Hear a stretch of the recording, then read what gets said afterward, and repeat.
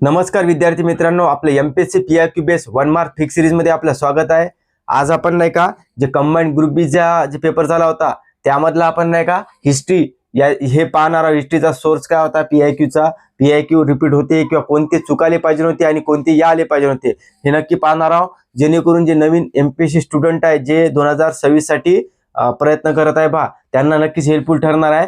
तर हे पाहणार आहोत। एक लक्षात ठेवा, आपण थोडं बोलणार आहोत, नंतर एक व्हिडिओ घेईनच मी डिटेल मध्ये।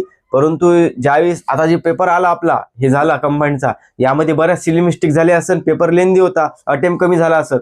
परंतु तुम्ही काय करायला पाहिजे 26 साठी माहिती आहे का, चुका शोधण्यासाठी तर तुम्ही पाहिले पाहिजे। समजा जर उदाहरणार्थ हिस्ट्री जर विषय घेतला आपण, हिस्ट्रीचे जरी 10 क्वेश्चन आले, परंतु 10 क्वेश्चन पैकी जर तुमचे 5 बरोबर आले, 5 चुकले असं उदाहरणार्थ सांगत आहे, परंतु त्यामधले 2 क्वेश्चन असे होते की जे तुमचे नाही का पीआयक्यू होते किंवा पीआयक्यू एनालिसिस होते, तर ते तुम्हाला नाही का चुकले का तर ते पाहायचं। मग त्यामधले तुमचे 1-2 प्रश्न जर निघत असेल जे पीआयक्यू बेस होते किंवा पीआयक्यू एनालिसिस, पीआयक्यू म्हणजे काय जसे का तसे पडलेले असेल, किंवा पीआयक्यू एनालिसिस म्हणजे काय, समजा उदाहरणार्थ आयटेकचा प्रश्न आलता आपल्याला, तर आयटेकचा पहिला अध्यक्ष खूपदा विचारलाय, विचारण्यात आला आयटेक संबंधी कोणती व्यक्ती आहे हे सुद्धा विचारण्यात आलेलं आहे, परंतु आता त्यांनी काय विचारलं, खालीलपैकी आयटेकचे अध्यक्ष कोण नाही, हे पीआयक्यू एनालिसिसचा पार्ट आहे। कारण की आपल्याला नाही का ज्यावेळेस आपण आयटेक वाचत असतो डिटेल मध्ये, त्यावेळेस तिथे दिले जाते की महत्वाची व्यक्ती याचे अध्यक्ष होते, म्हणजे ते एनालिसिसचा भाग आहे। ते जर तुमचा चुकत असेल तर तुम्ही ते पाहायला पाहिजे, हे लक्षात ठेवा। आणि अशा गोष्टी जे वारंवार येत आहे ना, एक तर बुक्स मध्ये पाहायचंच आहे, पण बुक्स मध्ये नाही सापडलं ना,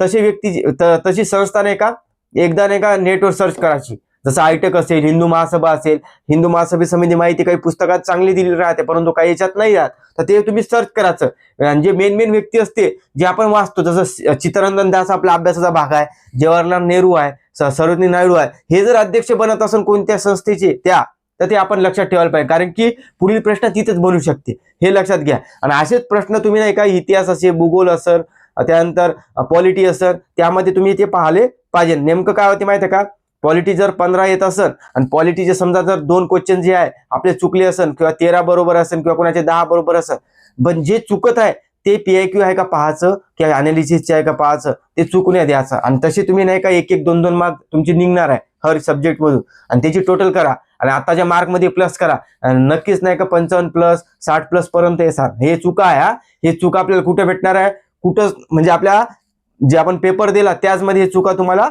कळणार आहे, बाकी कोणीच तुम्हाला सांगणार नाही। कारण की पीआयक्यू अनालिसिस नेमकं काय असते हे पाहायचं, आणि कोणतं लॉजिक चुकत आहे का आपलं पाहायचं। कसं आहे, काही लॉजिक चुकणारच आहे 100%, या पेपर मध्ये काही लॉजिक चुकणार होते, पण काही लॉजिक असं नाही की पीआयक्यू बेस नव्हता पेपर सेट किंवा फारच आउट ऑफ क्वेश्चन होते, असं काही नव्हता, फक्त लेंदी होता। लक्षात ठेवा, पॉलिटीचे जर तुम्ही 15 प्रश्न काढले असेल ना, 15 पैकी जवळपास 13 ते 14 क्वेश्चन रिपीटच आहे, मी नक्कीच टाकणार आहे। परंतु होते कसं, त्या 1 तासामध्ये ज्याला ते मॅनेजमेंट झालं त्यानेच नाही का ते म्हणजे 2-4 मार्काचा इन्स्टिट्यूट भेटते, नाहीतर सर्वजण अभ्यास करत नाही असा प्रश्न नाही आहे, सर्वजण अभ्यास करते, परंतु 1 तासात न जमल्यामुळे होते। आणि ते टेट सिरीजच्या पेक्षा जर तुम्ही नाही का टेट सिरीज तुम्ही टाइम साठी लावू शकता मॅनेजमेंटसाठी, परंतु तुम्ही आयोगाचे पेपर सेट घेतले पाहिजे मला वाटते। कारण की आयोग तुम्ही पहा, आयटेकवर प्रश्न पूर्वी विचारला होता सोपा, आयटेकचा अध्यक्ष किंवा आयटेकची स्थापना कोणी केली त्याच्यावर रिपीट आहे, पण यावेळी काय केलं, आयटेकचे अध्यक्ष विचारले, मग आपण त्यांची पुढची पायरी पाहायची, आयटेक संबंधी माहिती पूर्ण करायची,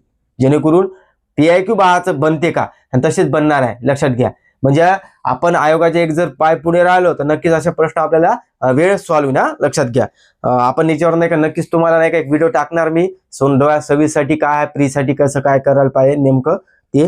तर आता आपण पाहू, आपण हिस्ट्रीचे सोर्स पाहू। बघा पहिला प्रश्न बघा, खालीलपैकी कोणत्या नेत्यांनी आयटेक या कामगार संघटनेचे अध्यक्षपद भूषवले नाही आहे। आणि आपण बघा हे निगेटिव्ह मध्येच आहे, म्हणजे चुकीचं विचारलं आहे, तर आपल्याला कमीत कमी मारतो जर माहित नसलं तर याचं उत्तर तरी आपण रणदिवे मारत होतो। परंतु आपल्याला बघा अभ्यासाचा भाग का म्हणताय, आयटेकचा अध्यक्ष पहिला कोण होता, तर लाला लजपत राय होते। स्थापना 31 ऑक्टोबर 1920 ची, कुठे झाली, मुंबई। स्थापनाकर्ते कोण आहे, नारायण मल्हार जोशी। इथपर्यंत सर्वांनाच माहित आहे। आता माहित आहे का, जसं ते गाठाड पुस्तक किंवा कटारे सरांचं जर पाहिलं तर त्यामध्ये दिलेलं आहे की स्थापना गिपना सर्व दिलेलं आहे।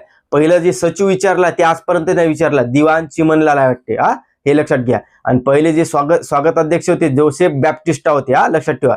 आणि त्याच्यानंतर दुसरे जे अधिवेशन झाले होते ते मला वाटते नाव नाही येता कुठं झालं तर मी परंतु जे अध्यक्ष सांगतो मी तुम्हाला, त्याचा अध्यक्ष जे आहे ते जोसेफ बॅप्टिस्टा होता दुसऱ्या याचा. तर हे माहित आहे का आपल्याला? नाही. तर हे आपण लक्षात घ्यायचं किंवा आपण नेटवर सर्च करायचं, जे सोप्या सोप्या गोष्टी असते.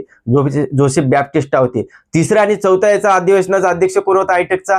तर ते होता सीतारंजन दास. लक्षात ठेवा हे. आणि त्याच्यावर होता प्रश्न आपल्याला आता, हे तुम्ही लक्षात घ्यायला पाहिजे. आणि जे पहिलं अधिवेशन झालं होतं तर त्यामध्ये नाही का एक नाही का आपला ब्रिटनचा नाही का मजूर पक्षाचा नेता होता, त्याचं नाव काय? कर्नल वेजवूड हे होतं. हे विचारलं नाही, गाठामध्ये दिलेलं आहे.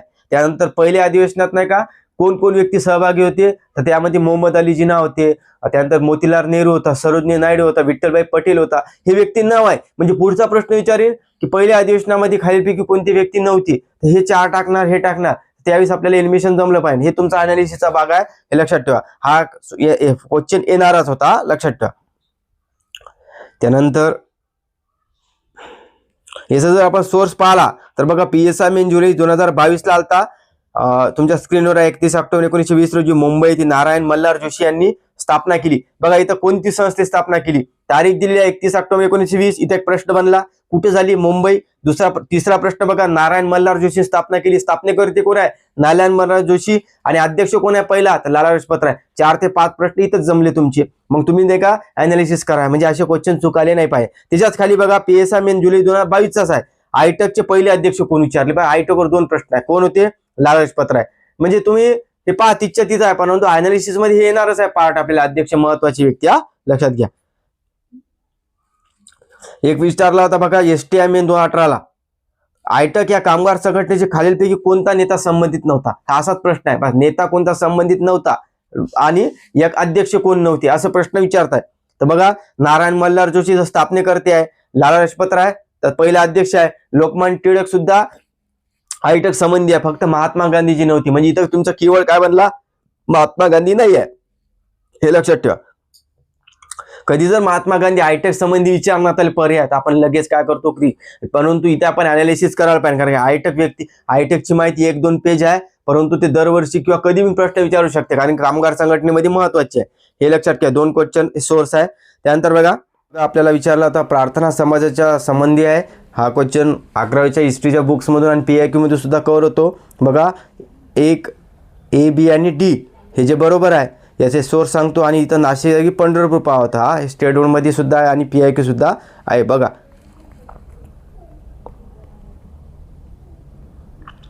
आपल्या विचारण्यात आलं होतं गटक पूर्वपरीक्षा 2025चा मागच्या पूर्वपरीक्षेचा प्रश्न आहे. बघा, प्रार्थना समाजामध्ये खालीपैकी कोणकोणती कार्य संस्था स्थापन झाली आहे? सोशल सर्व्हिस लीग पहिलं ऑप्शन बघा, दुसरं बिन बघा, आणि तिसरं ABD उत्तर आहे. आर्य समाज नाही आहे, दयानंद सरस्वती. बघा, ABD निघून होतो आपल्याला, लक्षात ठेवा. रिपीट आहे. त्यानंतरचा नेक्स्ट क्वेश्चन बघा, मुंबई पोलीस कमिशनर ब्रिटिश राजवटीविरुद्ध कारवाई करणारा फाशी द्या वस्तंभ उभारण्यात आला होता. याचं उत्तर नाही का आपण चुकणंच अपेक्षित आहे, कारण की याचं उत्तर आपण सर अँड्र्यू फ्रेझर लिहू शकतो.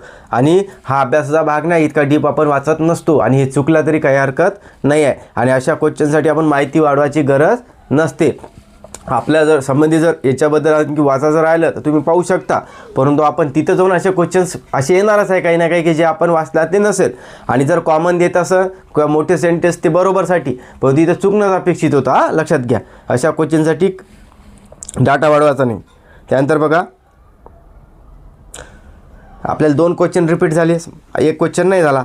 तिसरा बघा, भारतीय सुशासन कायदा 1858, 1909चा कायदा 1919, 1935 किती वेळा तरी रिपीट क्वेश्चन हा हे तुम्हाला यायलाच पाहिजे ना, लक्षात घ्या. बघा, इथं काय विचारलं होतं आपल्याला, भारत मंत्रिपदाची निर्मिती खालीलपैकी कोणते बदल 1858च्या कायद्याने घडून आणलेली आहे? वनसेवा मुख्य परीक्षा 2015चा. बघा, याच्यात दिलेल्या सर्व बरोबर आहे, हा लक्षात घ्या. आणि याच्यात भारत मंत्रीचा उल्लेख आहे, म्हणजे हे सुद्धा निघत होता. 1919च्या कायद्यानुसार कोणते वैशिष्ट्य नव्हते? तर मुस्लिम स्वतंत्र स्वतंत्रपणे 1909चा आहे. हे याच्यावरून समजा तुमचा ते प्रश्न सॉल्व्ह होत होता. बघा, मी प्रांतामध्ये द्विशासन पद्धती आहे का नाही ऑप्शनमध्ये, ते आहे, लक्षात घ्या. त्यानंतर 1935चा कायदा हे वाचून घ्या, सर्व बरोबर आहे. प्रांतिक स्वायत्तता, केंद्रात द्विगृही शासन ते आहे आपल्या पर्यामध्ये, पाहून घ्या. ESO मुख्य परीक्षा 2016. आणि ते मुस्लिम लीगचं तर तुम्हाला माहीतच आहे, स्वतंत्रमध्ये 1909चा कायदा ते आपण घेतलेलाच आहे पूर्वी. सोपा आहे ना ते, या पर्यायामध्ये एलिमिनेशन होत होते. आणि 1909चा कायदा जो आहे मुस्लिमांना स्वतंत्र मतदारसंघ, तर आपण 1909 आहे हे सगळ्याला माहीत आहे, मी घेतलं नाही. परंतु बघा 1919च्या कायद्यात ज्यावेळेस वैशिष्ट्य सांगितलं मी तुम्हाला, त्यामध्ये तिसरा पर्याय चुकीचा, कारण की ते 1919चा नाही आहे, 1909चा आहे, लक्षात घ्या.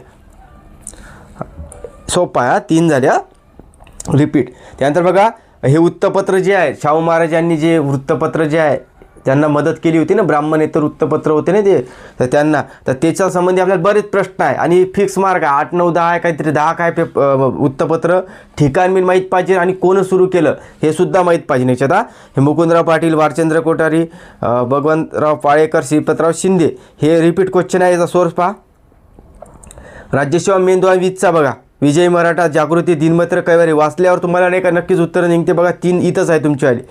आणि एक आणखी बघा, एक जागरूक आहे ना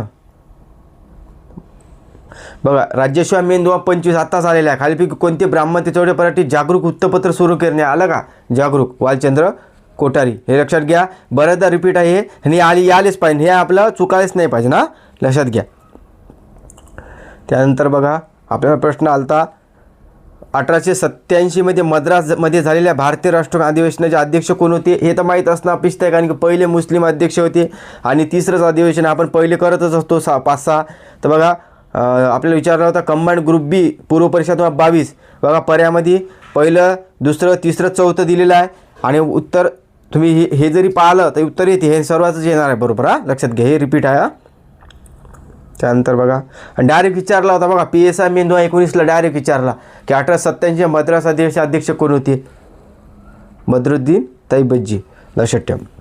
त्यानंतर बघा जोड्याला विचारला होतं मोपल्याचे बंड, कोलांचा उठाव, संताळाचा उठाव आणि भिल्लांचा उठाव. भिल्लाचे माहीतच आहे आपल्या सर्वांना, खानदेशमध्ये आहे, तर त्यामध्ये D नंबर 1 येईल.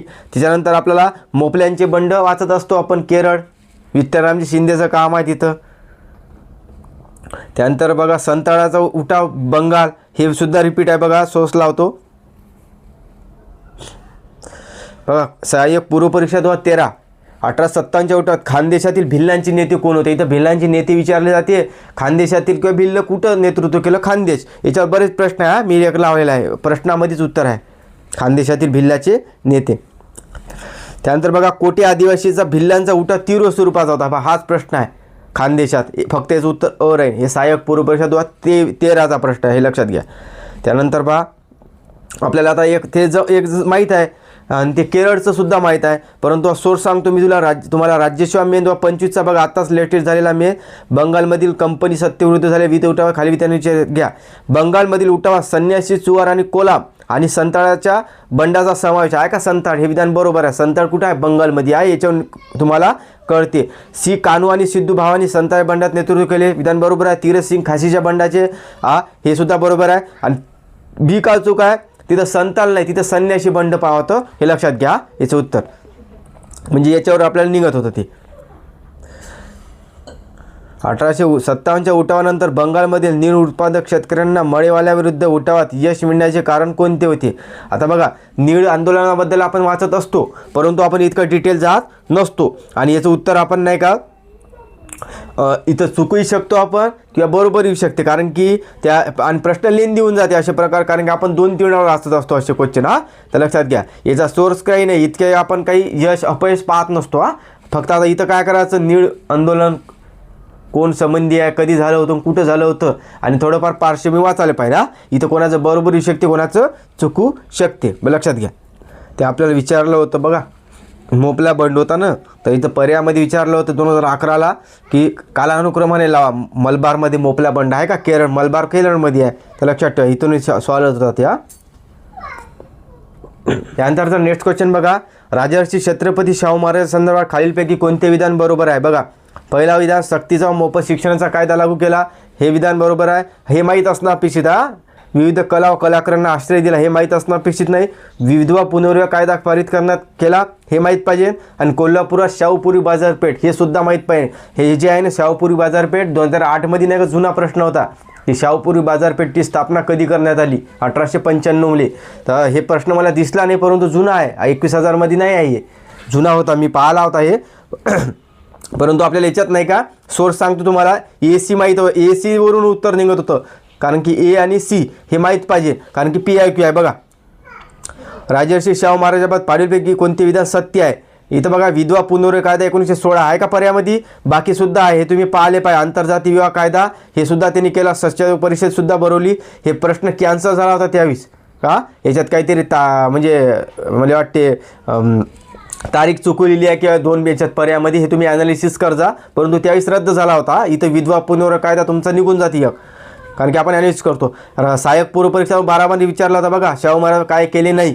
तर प्राथमिक शिक्षण सक्तीने करण्याचा जाहीरनामा आला का सक्तीच्या शिक्षणाचा, हे सर्व बरोबर आहे. याचं उत्तर काय राहील, वरीलपैकी कोणती पर्याय नाही, कारण की सर्व बरोबर आहे. लक्षात घ्या, हे प्रश्न रिपीट आहे.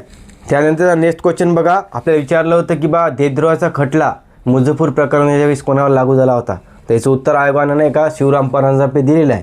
परंतु याचे 2 सोर्स आहे, लोकमान्य टिळकसुद्धा येऊ शकते आणि शिवराम परांजपे. परंतु आपल्याला काय आहे ते माहीत आहे का विचार, तिथं आपल्याला लोकमान्य टिळकच लिहायला पाहिजे, कारण की आपण नाही का त्यांच्यावर 1908 मध्ये देशद्रोहाचा खटला झाला होता लागू, हे आपण वाचत असतो. शिवराम परांजपेबद्दल इतका डीप आपण जात नाही, लक्षात ठेवा. परंतु इथं राज्यसेवा 2014 बघा, 1908 मध्ये टिळकांना 6 वर्षाची सक्षम कारावाची शिक्षा ठोठावण्यात आली. हे देशद्रोहाचा खटला होता, कारण त्यांनी एका इंग्रज दाम्पत्याच्या हत्येचे समर्थन केले होते. हे आपण तिथं म्हणू शकतो की बा यावेळेस यांना झाला होता, हे देशद्रोहाचा खटला होता. आणि मुझफ्फर प्रकरणसुद्धा 1908च आहे, लक्षात घ्या. परंतु आपण इथं टिळक मारू शकतो. परंतु इथं उत्तर जरी आयोगाने शिवराम परांजपे दिलं तर सेकंड आन्सर किंवा ते कॅन्सल होऊ शकते, चेंज होणार नाही, कॅन्सल होऊ शकते, लक्षात घ्या. आणि जर आपण पाहिलं एक क्वेश्चन तर हे सोडून द्या डीप, परंतु बाकीचे जे क्वेश्चन आहे 2 क्वेश्चन जर सोडले तर बाकी 8 क्वेश्चन्स पकडा किंवा 6-7 क्वेश्चन्स तर आलेच पाहिजे याच्यामध्ये. आता तुम्हाला आता मी सोर्स सांगितला आहे की बा रिपीट कसे क्वेश्चन्स आहे, तर काही रिपीट आहे काही नाही आहे. तर तुम्हाला समजलं असेल की बा आपल्याला नक्की हिस्ट्रीमध्ये काय नेमकं करायचं हे तुम्हाला कळलं असेल. आणि नक्कीच आपण नाही का पुढील सब्जेक्टसुद्धा टाकू की जेणेकरून नवीन स्टुडंटना नेमकं काय करायचं आणि काय नाही करायचं हे लक्षात येईल. तर आजचा व्हिडिओ तुम्हाला आवडला असेल नक्की लाईक करा, कमेंट करा, शेअर करा. धन्यवाद.